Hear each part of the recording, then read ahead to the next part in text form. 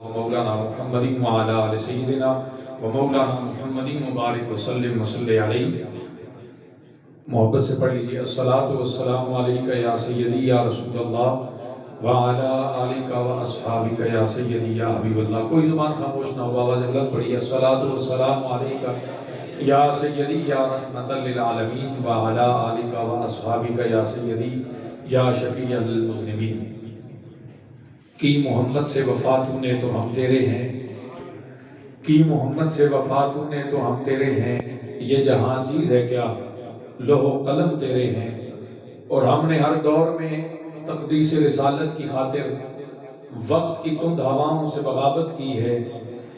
ہم نے ہر دور میں تقدیس رسالت کی خاطر وقت کی تند ہواؤں سے بغاوت کی ہے. چھوڑ کر سلسلہ سود و زیاں فقط نام محمد سے محبت کی ہے. انتہائی واجب الاحترام آج کی اس خوبصورت نشست میں تشریف فرما میرے نبی رحمت صلی اللہ علیہ وسلم کے سچے غلاموں، السلام علیکم ورحمۃ اللہ وبرکاتہ. ماشاءاللہ آپ احباب بڑی خوبصورت گفتگو، حضور کی محبت اور نبی رحمت صلی اللہ علیہ وسلم پر اپنی جانیں، اپنا مال، اپنا سب کچھ قربان کرنے کے حوالے سے سماعت کر چکے ہیں. ہمارے مسلک کے عظیم خطیب اہل سنت، مجاہد اہل سنت، برادر محتشم حضرت علامہ عبدالجبار نقشبندی صاحب، رہنما علماء بورڈ پاکستان سنی تحریک راولپنڈی، اور آپ کے ساتھ ساتھ انتہائی خوبصورت گفتگو خطیب اہل سنت، برادر محتشم مجاہد اہل سنت حضرت علامہ مولانا عبدالواحد نقشبندی صاحب، رہنما علماء بورڈ پاکستان سنی تحریک راولپنڈی. ہر دو حضرات نے بڑی خوبصورت گفتگو فرمائی اپنے اپنے انداز میں. ان سے قبل ہمارے شہر راولپنڈی کی خوبصورت آواز، خوبصورت حضور کے ثنا خوان، ہر دل عزیز شخصیت، انتہائی محبت اور پیار فرمانے والی شخصیت جناب محترم چودھری عدنان نگیال صاحب ایڈوکیٹ، آپ نے بڑی خوبصورت انداز میں حضور کی بارگاہ میں گلہائے عقیدت پیش فرمائی. اسد محمود قادری صاحب جو ہمارے بحریہ کے سیکٹر انچارج ہیں، نقابت کے فرائض سر انجام دے رہے تھے. میں مبارکباد پیش کرتا ہوں مجاہد اہل سنت برادر محتشم حضرت علامہ مولانا محمد عمران نظامی صاحب جو کہ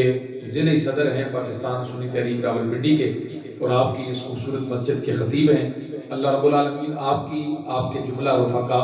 مسجد کے نمازیان، اہل علاقہ، آپ کی محبتوں کو اپنی پاک بارگاہ میں قبول فرمائے. جنہوں نے الحمدللہ اس عظیم نسبت کے ساتھ اس پروگرام کا انعقاد کیا. علماء اسٹیج کی زینت ہیں، ہمارے انتہائی محترم بھائی حضرت علامہ مجاہد اہل سنت حافظ ہارون رضوی صاحب، آپ بھی تشریف فرما ہیں. دیگر حضرات اہل محبت تشریف رکھتے ہیں، اور یقیناً ماشاءاللہ بڑی خوبصورت انداز میں پنج تنی ساؤنڈ سسٹم برادرم علامہ قاری حافظ محمد فیاض صاحب، آپ کی محبتوں کو اللہ سلامت رکھے، آپ کے کاروبار میں، رزق میں لافانی اللہ تعالیٰ برکتیں عطا فرمائے. بڑی محبت فرماتے ہیں. اب وقت نہیں ہے کسی تقریر کا اور لمبی چوڑی بات کا، صرف اتنی بات ہے کہ یہ جو آج کا پروگرام ہے اور جو الحمدللہ پاکستان سنی تحریک کے پلیٹ فارم پر 1 جنوری سے 10 جنوری تک ہم نے یہ پروگراموں کا جو شیڈول ترتیب دیا ہے مختلف مقامات پر، اس کا مقصد ایک ہے. 2 حوالوں سے یہ جنوری کا مہینہ جو ہے وہ یہ 10 دن جو پہلا عشرہ ہے یہ اپنے اندر بڑی عظمت رکھتا ہے. آپ نے توجہ سے بس 5-7 منٹ اس محفل کا مدعا، چونکہ صدارتی کلمات کہیں گے تو پھر آپ کو صرف بتانا ہے کہ ہم یہاں پر کیوں بیٹھے ہیں. بس 5 سے 7 منٹ ہیں، لیکن جتنے نوجوان بیٹھے ہیں توجہ آپ سب کی ہے تو کہہ دیں ذرا سبحان اللہ، ماشاءاللہ. سب جتنے احباب بیٹھے ہیں نا، بس یہ 5-7 منٹ آپ نے یہ سننا ہے کہ علامہ عمران نظامی صاحب، مسجد کی انتظامیہ، ان کے رفقا، پاکستان سنی تحریک، یہ علماء، یہ حضور کے ثنا خوان، یہ ہم نے یہ اہتمام کیوں کیا ہے. ایک تو 1 جنوری غازی اسلام غازی ملک ممتاز حسین قادری شہید رحمۃ اللہ تعالی علیہ آپ کا یوم پیدائش ہے. اور یہ جو 4 جنوری کی نسبت ہے، یہ 4 جنوری جو آ رہی ہے، کل کا دن چھوڑ کے پرسوں، یہ وہ دن ہے جو ہم نے آنے والی نسلوں کو بھی یاد کروانا ہے. آپ کو پتہ ہے یہ 4 جنوری کا دن کون سا ہے؟ ہر سال یاد کرواتے ہیں، تو پھر آپ یاد رکھا کریں ایسے دن. یہ وہ دن ہے جب 2009 کے اندر، توجہ ہے نا، سمجھیے گا ذرا، 2009 کے اندر جب ننکانہ کے اندر ایک گستاخہ جس نے نبی رحمت صلی اللہ علیہ وسلم کی بارگاہ میں گستاخی کی، ملعونہ آسیہ، جب اس نے حضور کی بارگاہ میں گستاخی کی، گرفتار ہوئی، کورٹ میں اسے عدالتوں نے، ایڈوکیٹ صاحب بیٹھے ہیں، لوگ کہتے ہیں غازی ممتاز حسین قادری شہید رحمۃ اللہ تعالی علیہ آپ نے قانون ہاتھ میں لیا۔ میں آپ کو بس 2-4 منٹ میں یہ بات بتاؤں گا کہ غازی صاحب نے قانون ہاتھ میں نہیں لیا۔ جب ہماری عدالتوں نے اس ملعونہ آسیہ کو سزائے موت سنا دی، اس نے اپنے جرم کا اقرار کر لیا، اور پھر 2009 میں جب اسے جیل میں ڈالا گیا، اسلامی جمہوریہ پاکستان کا گورنر سلمان تاثیر جس کا نام تھا، وہ جیل میں جاتا ہے، اور انگریزوں اور لبرل کی داد لینے کے لیے، انہیں خوش کرنے کے لیے، جو اس کے اندر گن تھا جب وہ باہر نکلتا ہے، اور آ کر جیل کے اندر جا کر ایسی عورت کے سر پہ ہاتھ رکھتا ہے جس نے میرے نبی رحمت صلی اللہ علیہ وسلم کی شان میں بے ادبی اور گستاخی کی ہے، اور جا کر اسے کہتا ہے کہ جس قانون کے تحت تجھے سزا دی گئی یہ قانون کالا قانون ہے، ہم اس قانون کو نہیں مانتے۔ یہ جملے کون کہہ رہا ہے؟ یہ جملے پاکستان کا گورنر کہہ رہا ہے۔ اور جب اس نے یہ جملے کہے، یہ کون سا قانون تھا؟ یہ 295C کا قانون تھا، اور جو قانون دان لوگ ہیں، جو سمجھتے ہیں، وہ جانتے ہیں کہ اسلامی جمہوریہ پاکستان کا گورنر جب اس نے حلف اٹھایا تھا، اس نے کہا تھا کہ میں پاکستان کی آئین کی پاسداری کروں گا، لیکن اس نے پاسداری نہیں کی، بلکہ قانون کی دھجیاں بکھیرتے ہوئے اس نے کہا کہ یہ کالا قانون ہے۔ حضور کی عزت کے قانون کو کالا قانون کہا۔ علماء نے فتوے دیے، بڑی لمبی اس پہ بحث ہے الحمدللہ، اور اس فقیر کے پاس ایک ایک لمحے کا ریکارڈ موجود ہے، ایک ایک لمحے کی بات موجود ہے، لیکن جو میں بات کرنے جا رہا ہوں سمجھانے کے لیے کہ علماء نے کہا کہ اس نے توہین رسالت کر لی ہے، اسے رجوع کرنا چاہیے، اس کے جملے مناسب نہیں تھے، اس نے حضور کی عزت کے قانون کو کالا قانون کہا۔ وہ نشہ اقتدار میں مست جو تھا گورنر، اس نے بجائے اس کے کہ علماء کی بات پہ توجہ کرتا، چونکہ اس نے داد جو غیروں سے لینی تھی، اور اس نے کہا، ٹیلی ویژن کی سکرین پر بیٹھ کر کہا کہ میں علماء کے فتووں کو اپنی جوتی کی نوک پہ رکھتا ہوں، اور یہ علماء بیٹھے ان سے پوچھیں فتوہ جو ہے وہ یا قرآن کی آیت سے یا حدیث مصطفیٰ صلی اللہ علیہ وسلم سے اس کا حوالہ ہوتا ہے، اور اس نے قرآن اور حدیث کو اپنی جوتی کی نوک پہ رکھنے کا کہہ دیا۔ علماء نے پھر کہا کہ اس نے توہین رسالت کے ساتھ ساتھ قرآن اور حدیث کی توہین کر دی ہے، لہذا اس کے خلاف قانونی کارروائی ہونی چاہیے۔ علماء نے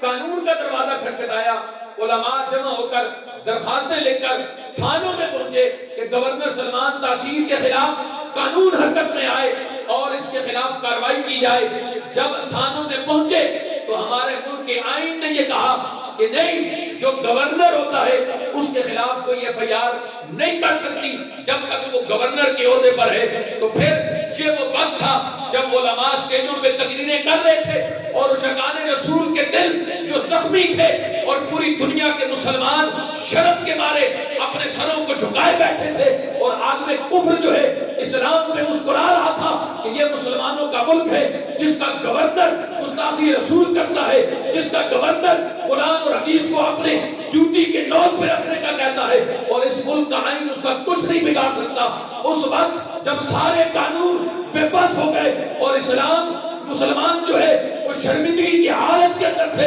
اس وقت راولپنڈی کی دھرتی سے غازی ملت غازی ملک ممتاز حسین قادری عشق رسول کا وہ جذبہ لے کر میدان عمل کے اندر نکلتے ہیں، اور آپ فرماتے ہیں جب سارے قانون بے بس ہو جاتے ہیں تو پھر عشق رسول کا قانون جو ہے وہ میدان عمل کے اندر آتا ہے۔ پھر میرے ممتاز قادری نے وقت کے گورنر کے سینے کے اندر 4 جنوری 2011 کو 27 گولیاں پہ بست کر کے یہ بتا دیا کہ محمد عربی کے غلام ہر چیز پر کمپرومائز کر سکتے ہیں، لیکن حضور کی عزت پر کوئی کمپرومائز نہیں ہے، حضور کی عزت پر کوئی کمپرومائز نہیں ہے۔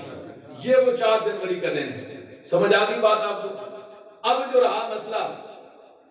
اب دیکھیں نا وہ جس طرح حضرت فرما رہے تھے کہ دین سے حضور سے وفا کرو نا پھر دیکھو رب شان کیا عطا فرماتا ہے۔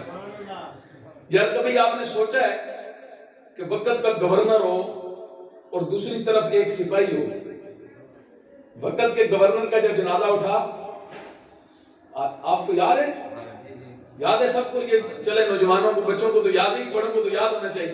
جب اس کا جنازہ اٹھا تو حالت یہ تھی کہ 20 بندے جنازہ پڑھنے والے نہیں اور جنازہ پڑھانے والا بندہ ہی نہیں ملا۔ کوئی عالم دین جو ہے اس کا جنازہ پڑھانے کے لیے تیار نہ ہوا۔ لوگوں نے کہا جناب اتنا بڑا بندہ ہے، پوری دنیا میں اس کا بزنس ہے، اتنا بڑا نام ہے اور ایک پارٹی کا اتنا بڑا عہدیدار ہے، لیکن جنازہ پڑھانے کے لیے تیار کوئی نہیں، جنازہ پڑھنے کے لیے بھی تیار کوئی نہیں۔ میں نے کہا یہ صدا اور کوئی نہیں، یہ صدا گستاخی رسول کی ہے۔ اور دوسری طرف جس ایک سپاہی نے جو ہے وہ اس گورنر کے سینے میں 27 گولیاں پہ بس کی، پھر 29 فروری 2016 کو جب اس غازی صاحب کو پھانسی کے تختے پہ چڑھا دیا گیا اور یکم مارچ کو جب راول پنڈی کی دھرتی پر غازی اسلام کا جنازہ اٹھا تو پھر تاریخ نے وہ منظر دیکھا کہ پھر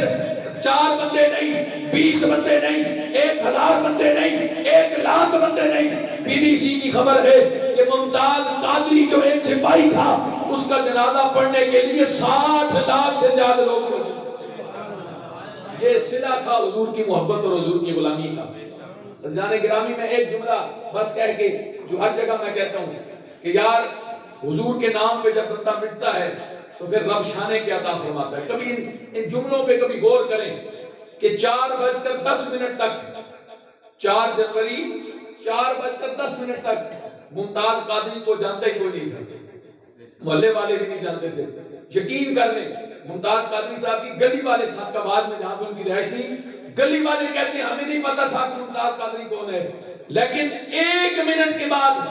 جب ممتاز قادری نے اپنا سودا حضور کی بارگاہ میں کر دیا، جب اپنا سب کچھ حضور کے نام پہ قربان کر دیا، کبھی تصور کریں آپ یہ سمجھتے ہوں گے کہ شاید ممتاز قادری اکیلا تھا، اسے کسی کی غم فکر نہ تھی، ایسی بات نہیں ہے۔ جب ممتاز قادری اس گستاخ کو واسطے جہنم کرنے جا رہا تھا نا تو ممتاز قادری کے گھر میں 6 مہینے کا بچہ بھی تھا،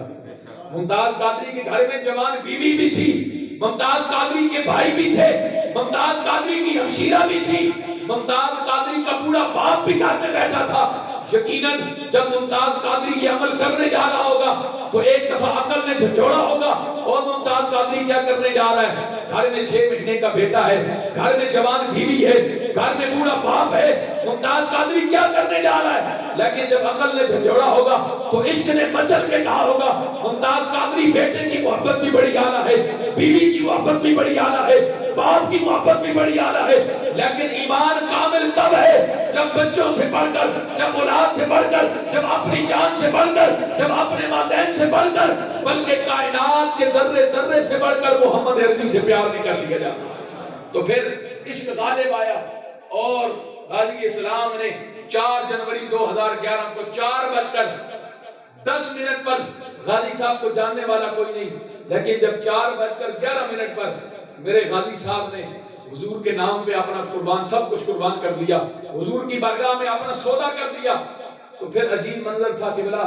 4:12 ٹھیک 1 منٹ کے بعد مشرق سے مغرب،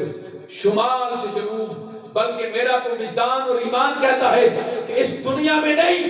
آسمانوں پر بھی ممتاز قادری کے چرچے ہو رہے تھے۔ میں پوچھتا تھا ممتاز قادری یہ تو نے 1 منٹ میں ایسا کیا عمل کر دیا کہ ہر طرف ممتاز ممتاز ہو گئی؟ تو اڈیالہ جیل کی سلاموں سے میرا ممتاز قادری بس یہ جواب دیتا تھا، وہ کہتا تھا میں نے اور کچھ نہیں کیا، بس اتنا کچھ کیا کہ جب تک بکے نہ تھے کوئی جانتا نہ تھا یا رسول اللہ آپ نے خرید کر انمول کر دیا، آپ نے خرید کر بس آئیے حضور کی بارگاہ میں اپنا سودا کر لی۔ اس لیے کہتے ہیں نا بے دامی بک جائیے بازار نبی میں، کیونکہ اس شان کے سودے میں خسارے نہیں ہوتے۔ الحمدللہ پاکستان سنی تحریک پہلے دن سے لے کر آج تک، پہلے دن جب غازی صاحب نے گستاخ کو واصل جہنم کیا، سب سے پہلے الحمدللہ یہ فقیر اپنے جملہ کار قرآن کے ساتھ غازی صاحب کے گھر پہنچا۔ اس کے بعد جتنی تاریخیں چاہے وہ اسلام آباد کوٹ میں تھی اگلے دن یا اس سے اگلے دن پھر پنڈی دہشت گردی کوٹ میں ہو، اس کے بعد ساری تاریخیں اڈیالہ جیل کے اندر ہوئی۔ میں واللہ یہ میرے لیے اعزاز کی بات ہے کہ 5 سال تک یہ پوری جو ہے وہ کیس چلتا رہا، 2011 سے لے کر 2016 تک۔ الحمدللہ ایسے ایسے دن بھی آئے ایڈوکیٹ صاحب کے ہر روز، اس لیے کہ شاید یہ باہر جو نعرے لگانے والے ہیں یہ دور بھاگ جائیں، یہ تنگ آ جائیں۔ ایک دن سماعت ہوتی تھی، کہتے تھے کل پھر سماعت ہے، اگلے دن ہوتی تھی، کہتے تھے کل پھر سماعت ہے، آج جج نہیں آیا، آج فلاں نہیں ہوا۔ لیکن الحمدللہ جتنی بھی تاریخیں ہوئی، پاکستان سنی تحریک کے کارکنوں نے اڈیالہ جیل کے دروازے پہ کھڑے ہو کر یہ میسج دیا کہ محمد عربی کی نوکری کے اندر اگر ہماری نوکریاں جاتی ہیں تو چلی جائیں، ہمارے گھروں کی غمیاں اور خوشیاں قربان ہو جائیں، اس لیے کہ اگر ممتاز قادری نے اپنا سب کچھ قربان کر دیا تو ہم اپنا وقت تو حضور کی بارگاہ میں پیش کر سکتے ہیں، شاید یہی نوکری قبول ہو جائے۔ تو الحمدللہ پاکستان سنی تحریک پہلے دن سے اس مشن کے ساتھ کھڑی ہے۔ اگر آپ اجازت دیں تو ایک بات میرے ذہن میں آ رہی ہے، نظامی صاحب علماء بیٹھے ہیں، آپ یہ سمجھتے ہوں گے کہ ممتاز قادری نے یہ جو کام کیا ہے، جس کا علماء اتنے جو ہے وہ زور و شور سے یہ بات کہتے ہیں کہ جان حضور کی بارگاہ میں پیش کر دیں، جان جو ہے وہ حضور کی صحابہ نے کس طرح اپنی جانیں پیش کی، یہ علماء بیٹھے ہیں۔ یہ مسئلہ ہے، فقہ کا مسئلہ ہے کہ اگر ادھر نماز فرض، نماز سب سے زیادہ فرضوں میں سب سے زیادہ اہمیت نماز کی ہے، لیکن اگر ادھر نماز کا وقت ہو جائے اور ادھر نماز ہو اور دوسری طرف جان خطرے میں ہو تو فقہ کا قانون کہتا ہے کہ پہلے جان بچاؤ، نماز پھر پڑھ لینا۔ میں غلط تو نہیں کہہ رہا؟ جان بچانا زیادہ ضروری ہے۔ ادھر حج ہے، ادھر جان ہے، ادھر زکوٰۃ ہے، ادھر جان ہے، ادھر روزہ ہے، ادھر جان ہے۔ روزہ تو آپ سمجھ گئے نا بڑے آسان لفظوں میں کہ روزے کے بارے میں تو واضح اللہ رب العالمین نے قرآن میں فرمایا کہ اگر بیمار ہو تو بعد میں گنتی کے دن پورے کر لیے جائیں۔ تو مطلب یہ ہے کہ جان زیادہ ضروری ہے،